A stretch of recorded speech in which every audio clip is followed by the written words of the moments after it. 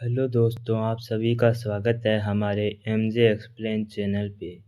दोस्तों, हम एक नई मानवा शुरू करने वाले हैं जिसका नाम स्वीट होम है।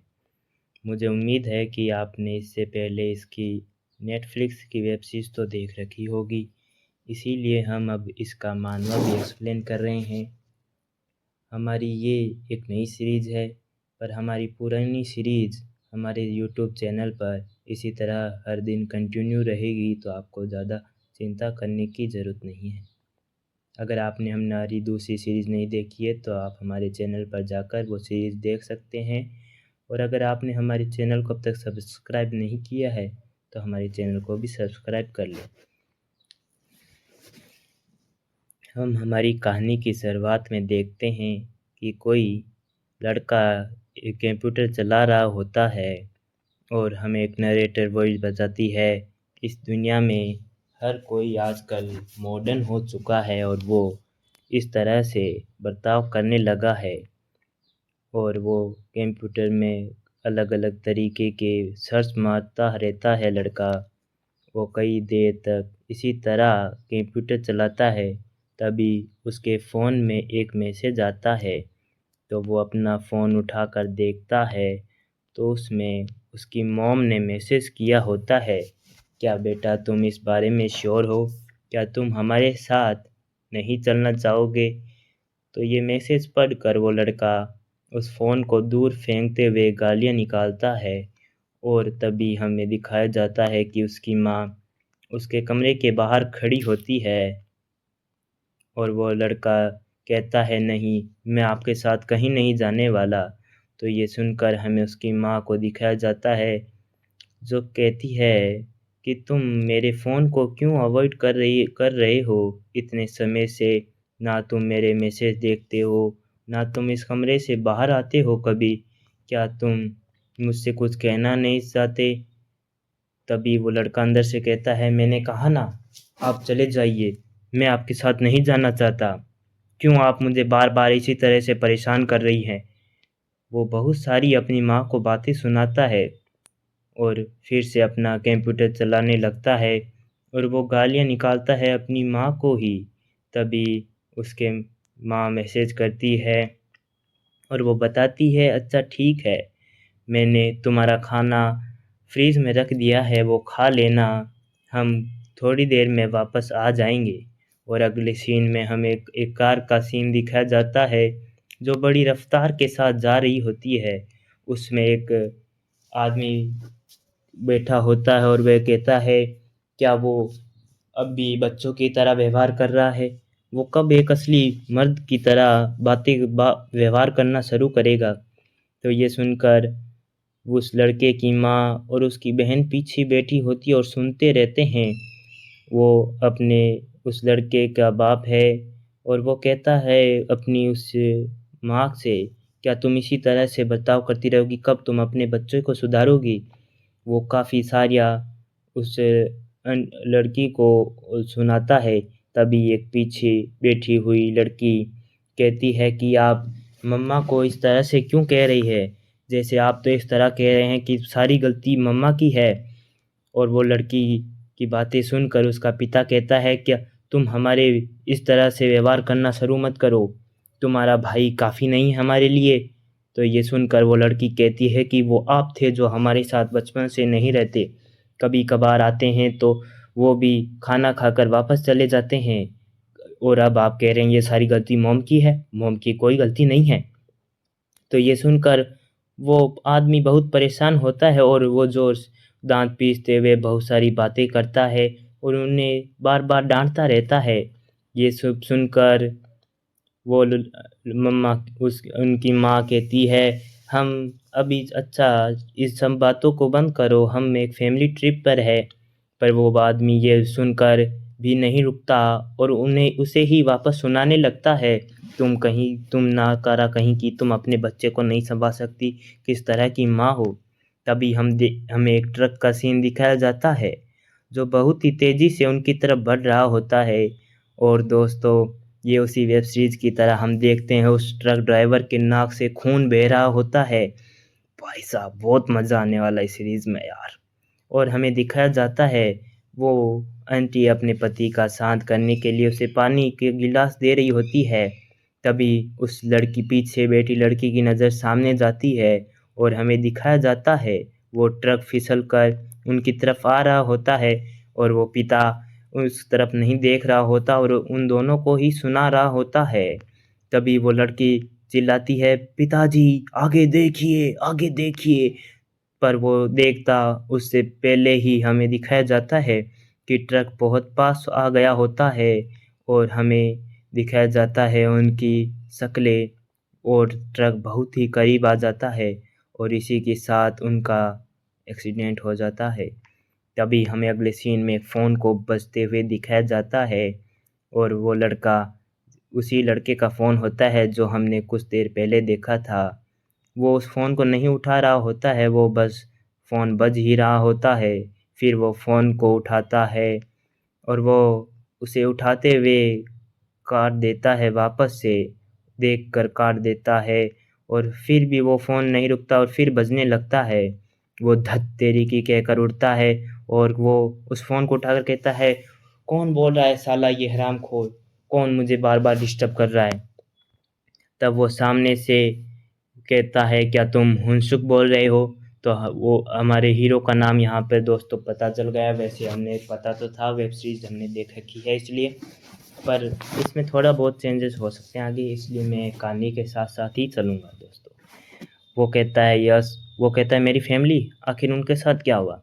तभी हमें उसका सीन दिखाया जाता है और यहाँ पर कहानी सुनाने वाला आता है और वो बताता है, जहाँ हुनसुक नाम का एक लड़का जो कि 18 साल का है और एक हाई स्कूलर भी है, पर वो कभी भी अपनी स्कूल की क्लासें अटेंड नहीं करता और ह और कभी ही किसी के साथ घुलता-मिलता नहीं है। एक वो बदतमीज़ लोनली बॉय है और हमें दिखाया जाता है उस हुनसुक का फ़ोन नीचे गिर गया होता है अपनी फैमिली के नाम बारे में सुनकर और वो नरेटर कहता है और अब वो अनाथ भी है और अब वो आखिर क्या करेगा? उसने अपने परिवार को खो दिया है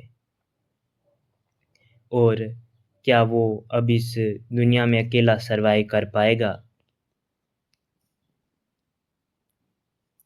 फिर दोस्तों हमें अगले सीन में एक सुबह का सीन दिखाया जाता है, जिसमें एक बगीचे में कटाई की जा रही होती है और एक लड़का वहाँ आता है और हमें दिखाया जाता है वो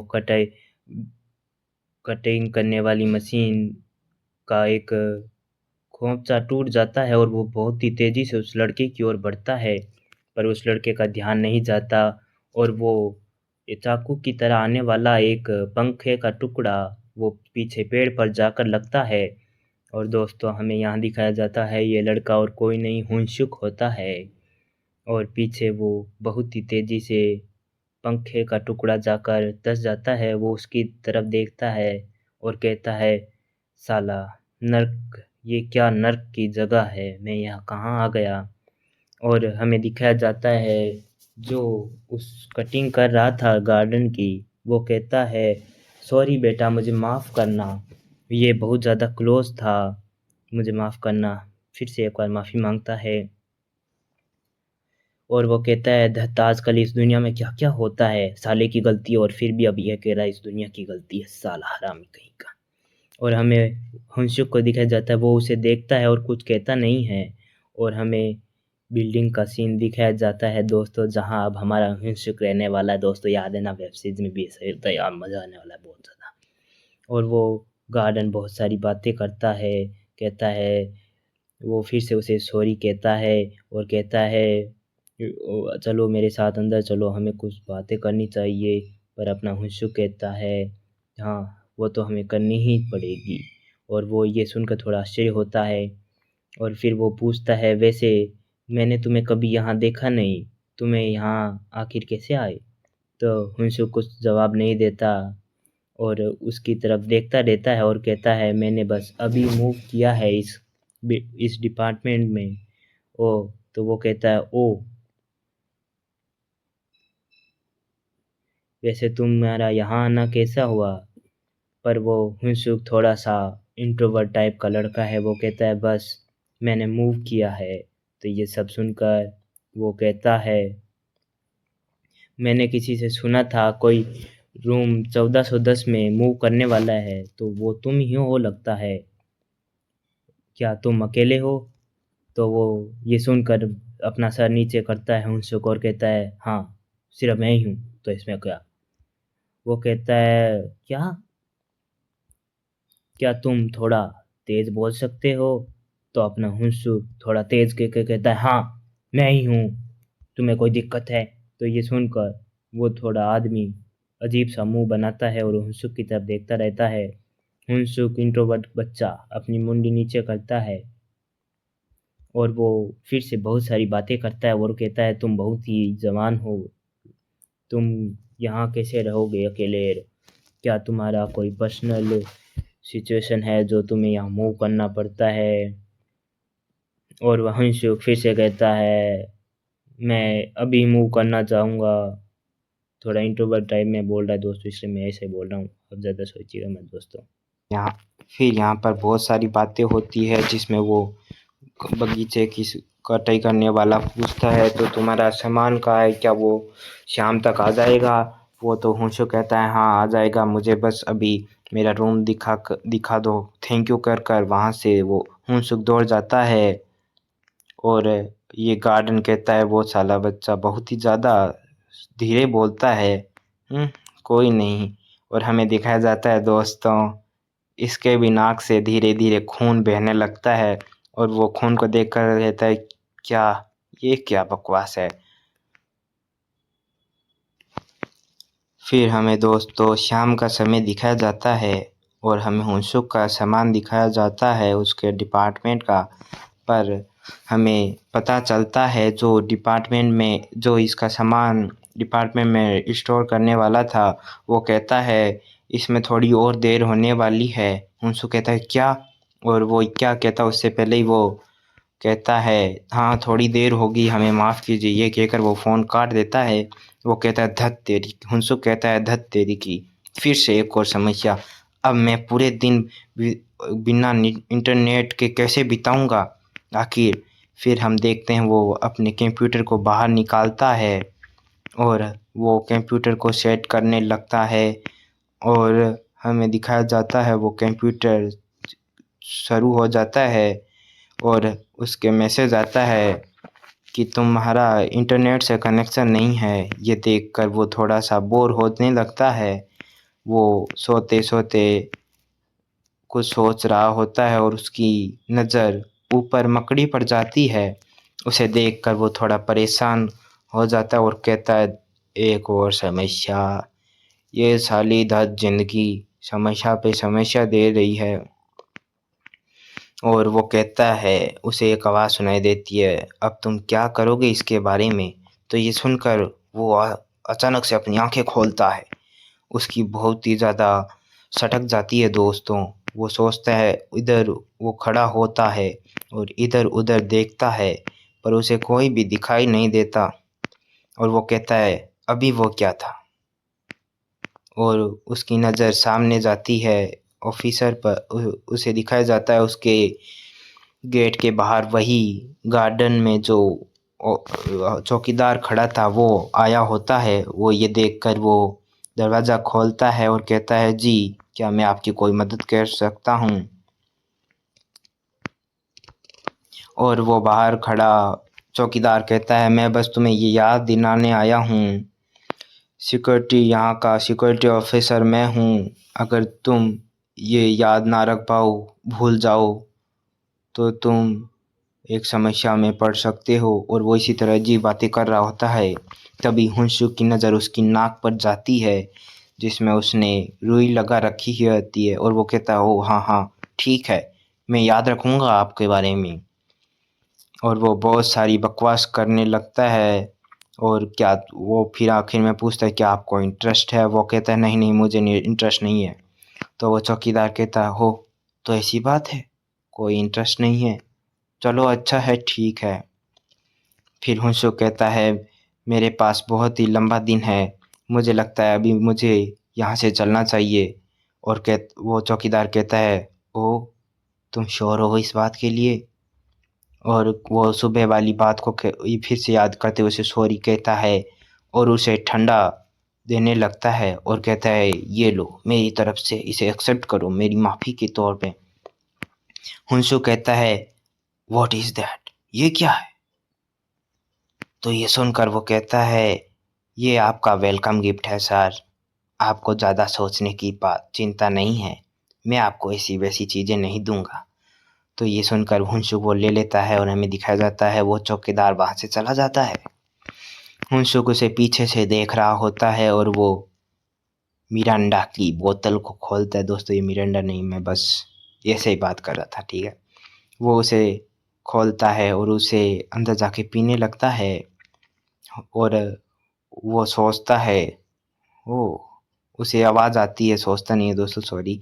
ओ मॉम, हाँ मॉम, हाँ मैं आज वर्क पर जा रही हूँ। हाँ हाँ मैंने कहा ना मैं आ जाऊँगी, मैं समय पर आऊँगी। और अब मुझसे कंप्लेन करना बंद कर दीजिए आप,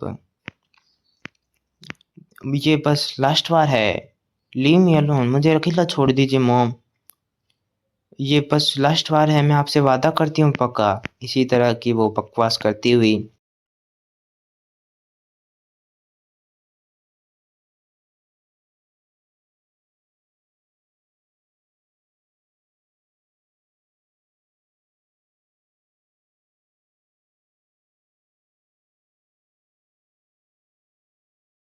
आती है।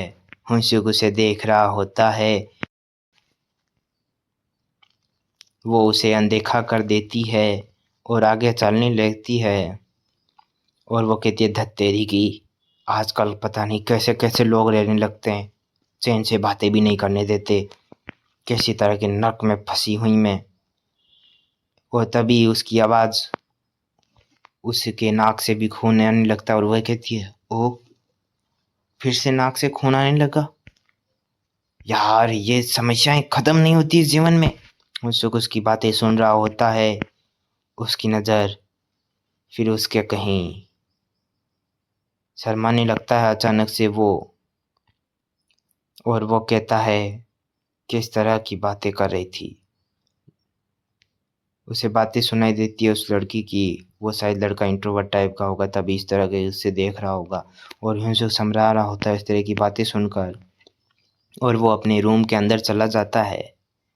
और दोस्तों मैं आज का चैप्टर यहीं समाप्त करता हूँ, उम्मीद है आपको पसंद आया होगा। हमारे चैनल को, अगर आप नए हैं, हमारे चैनल को सब्सक्राइब कर लें और इस वीडियो को लाइक कर लें ताकि ये आपके सेव हो जाए।